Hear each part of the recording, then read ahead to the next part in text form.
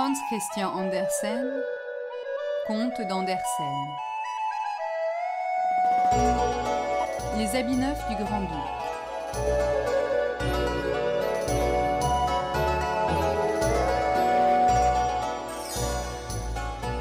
Il y avait autrefois un grand-duc qui aimait tant les habits neufs qu'il dépensait tout son argent à sa toilette. Lorsqu'il passait ses soldats en revue, lorsqu'il allait au spectacle ou à la promenade, il n'avait d'autre but que de montrer ses habits neufs. À chaque heure de la journée, il changeait de vêtements, et comme on dit d'un roi « il est au conseil », on disait de lui « le grand-duc est à sa garde-robe ». La capitale était une ville bien gaie, grâce à la quantité d'étrangers qui passaient. Mais un jour il y vint aussi 2 fripons qui se donnèrent pour des tisserands et déclarèrent savoir tisser la plus magnifique étoffe du monde. Non seulement les couleurs et le dessin étaient extraordinairement beaux, mais les vêtements confectionnés avec cette étoffe possédaient une qualité merveilleuse. Ils devenaient invisibles pour toute personne qui ne savait pas bien exercer son emploi ou qui avait l'esprit trop borné. « Ce sont des habits impayables, » pensa le grand-duc. « Grâce à eux, je pourrais connaître les hommes incapables de mon gouvernement. Je saurais distinguer les habiles des niais. Oui, cette étoffe m'est indispensable. » Puis il avança aux 2 fripons une forte somme, afin qu'ils pussent commencer immédiatement leur travail. Ils dressèrent en effet 2 métiers, et firent semblant de travailler, quoiqu'il n'y eût absolument rien sur les bobines. Sans cesse ils demandaient de la soie fine et de l'or magnifique, mais ils mettaient tout cela dans leur sac, travaillant jusqu'au milieu de la nuit, avec des métiers vides. « Il faut cependant que je sache où ils en sont, » se dit le grand-duc. Mais il se sentait le cœur serré, en pensant que les personnes niaises ou incapables de remplir leurs fonctions ne pourraient voir l'étoffe. Ce n'était pas qu'il doutât de lui-même. Toutefois, il jugea à propos d'envoyer quelqu'un pour examiner le travail avant lui. Tous les habitants de la ville connaissaient la qualité merveilleuse de l'étoffe, et tous brûlaient d'impatience de savoir combien leurs voisins étaient bornés ou incapables. « Je vais envoyer au tisserand mon bon vieux ministre, » pensa le grand-duc. « C'est lui qui peut le mieux juger l'étoffe. Il se distingue autant par son esprit que par ses capacités. » L'honnête vieux ministre entra dans la salle où les 2 imposteurs travaillaient avec les métiers vides. « Bon Dieu !» pensa-t-il en ouvrant de grands yeux. « Je ne vois rien !» Mais il n'en dit mot. Les 2 tisserands l'invitèrent à s'approcher et lui demandèrent comment il trouvait le dessin et les couleurs. En même temps, ils montrèrent leur métier, et le vieux ministre y fixa ses regards. Mais il ne vit rien, par la raison bien simple qu'il n'y avait rien. « Bon Dieu !» pensa-t-il, « serais-je vraiment borné ? Il faut que personne ne s'en doute. Serais-je vraiment incapable ? Je n'ose avouer que l'étoffe est invisible pour moi. »« Eh bien, qu'en dites-vous » dit l'un des tisserands. « C'est charmant, tout à fait charmant !» répondit le ministre en mettant ses lunettes. « Ce dessin et ces couleurs, oui, je dirais au grand-duc que j'en suis très content. »« C'est heureux pour nous, » dirent les 2 tisserands. Et ils se mirent à lui montrer des couleurs et des dessins imaginaires, en leur donnant des noms. Le vieux ministre prêta la plus grande attention, pour répéter au grand-duc toutes leurs explications. Les fripons demandaient toujours de l'argent, de la soie et de l'or. Il en fallait énormément pour ce tissu. Bien entendu, ils empochèrent le tout. Le métier restait vide, et ils travaillaient toujours.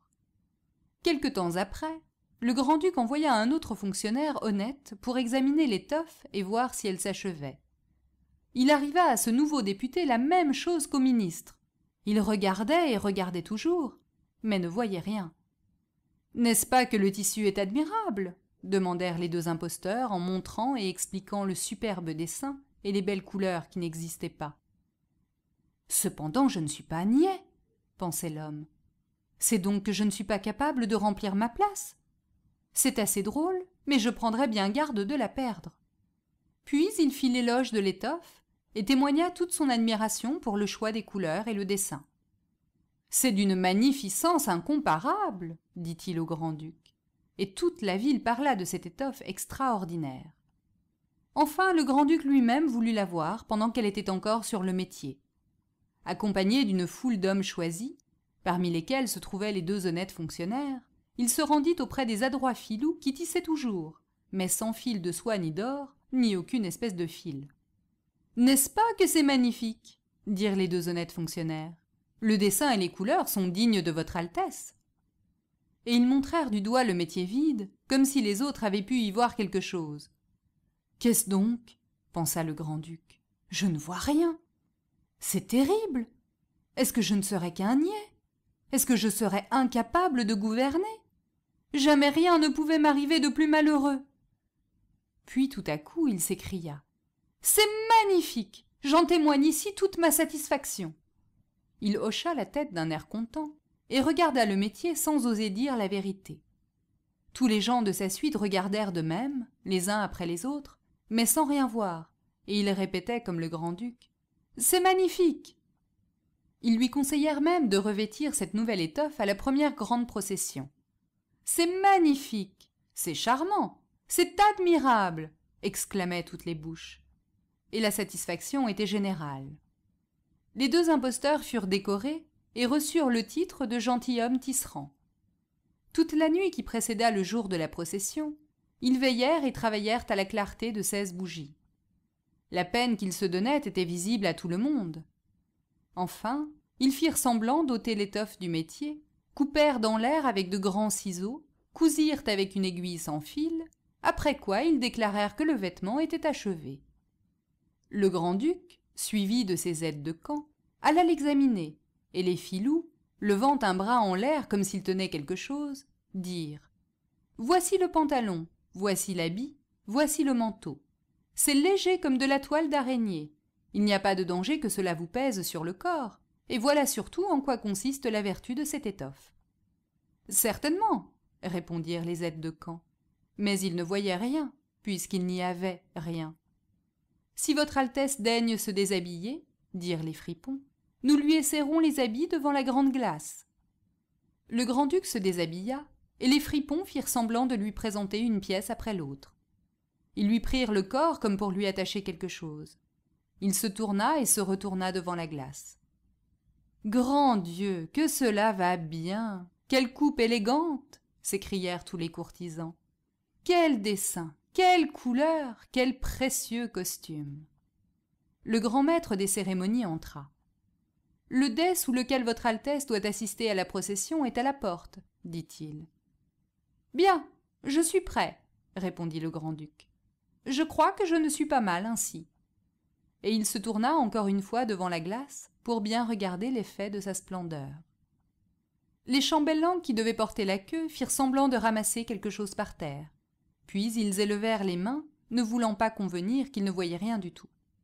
Tandis que le grand-duc cheminait fièrement à la procession sous son dais magnifique, tous les hommes, dans la rue et aux fenêtres, s'écriaient « Quel superbe costume! Comme la queue en est gracieuse, comme la coupe en est parfaite !» Nul ne voulait laisser voir qu'il ne voyait rien. Il aurait été déclaré niais ou incapable de remplir un emploi. Jamais les habits du grand-duc n'avaient excité une telle admiration. « Mais il me semble qu'il n'a pas du tout d'habits, » observa un petit enfant. « Seigneur Dieu, entendez la voix de l'innocence, » dit le père. Et bientôt on chuchota dans la foule en répétant les paroles de l'enfant. « Il y a un petit enfant qui dit que le grand-duc n'a pas d'habits du tout. »« Il n'a pas du tout d'habits !» s'écria enfin tout le peuple. Le grand-duc en fut extrêmement mortifié, car il lui semblait qu'ils avaient raison. Cependant, il se raisonna et prit sa résolution. « Quoi qu'il en soit, il faut que je reste jusqu'à la fin. » Puis, il se redressa plus fièrement encore, et les chambellans continuèrent à porter avec respect la queue qui n'existait pas.